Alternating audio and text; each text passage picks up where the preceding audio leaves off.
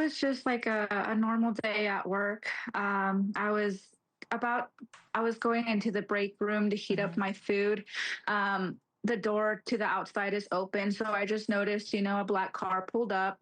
We have many clients that come in and out, so I'm like, okay, it's a client. I came back upstairs, and I believe my aunt, who's also a coworker, asked him, to sign his name, and he just looked at her, and she felt like, something kind of didn't feel right, but she didn't think anything of it. So I'm like, hey, I can go ahead and sit you in my chair. I can cut your hair.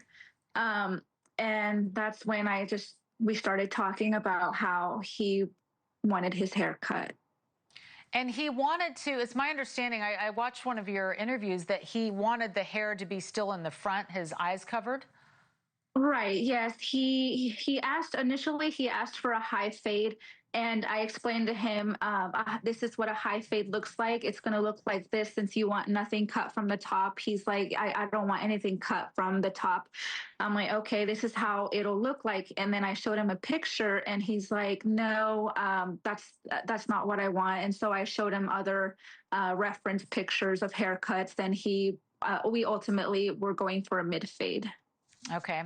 Well, Alejandra, did authorities tell you what he was accused of doing? We don't see the cops storming in this shot, but, you guys must have been, just wondering what was going on. Did they say?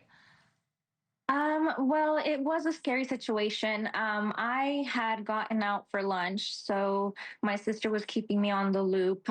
Once detectives showed up, we didn't know really who they were, but once they asked whose black car was parked out front, apparently they had been tracking it from several tips that have been going on before this.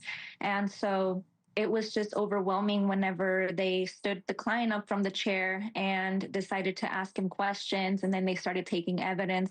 So it was just, you don't see that every day. You don't think it could happen at your establishment. And knowing that he did this just out of a soulless act with no motive, apparently, it's scary to think that anything could have happened.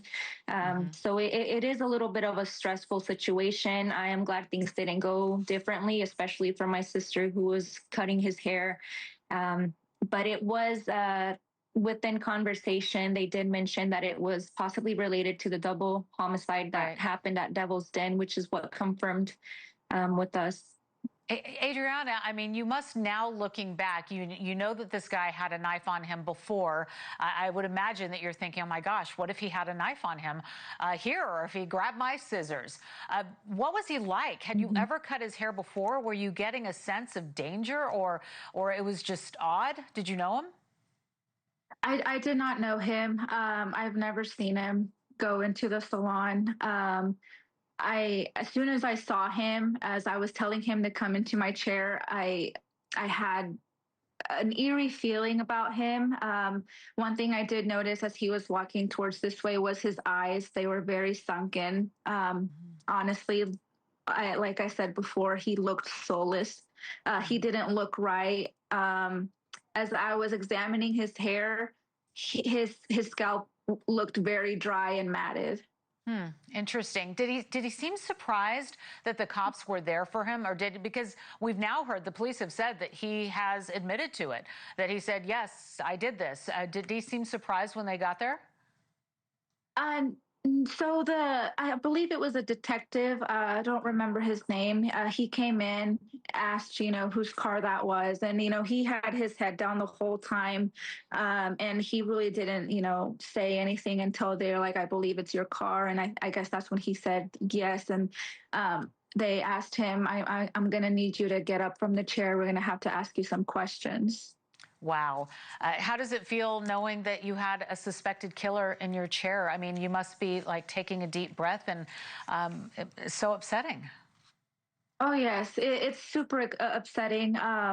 It does take a toll on someone. I'm just overwhelmed and saddened because two little girls lost their parents, and it's sad by a soulless act by Andrew. Yeah. It's unimaginable. It certainly is. And I'm just so glad that you and your sister and your family are okay. Adriana and Alejandra, thank you very much for being here. We appreciate you sharing your stories with us. Thank you. Thank you so much. Thank you for watching. Subscribe below and download our NewsNation app right now on your phone, and you will get fact-based, unbiased news for all Americans.